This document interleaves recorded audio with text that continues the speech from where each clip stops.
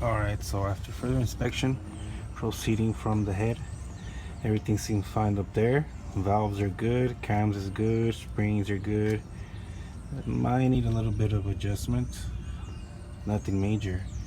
So I proceeded onto here, and I remember the last time I dropped the oil pan, there was a lot of shavings in there. Well, I overlooked this part here. We didn't really shake them, but after moving it around, 1 2 3, well actually 1 2 3 4, the second one is no bueno. 3 stiff. You can feel a little bit of movement, barely going out. It's already starting to go out.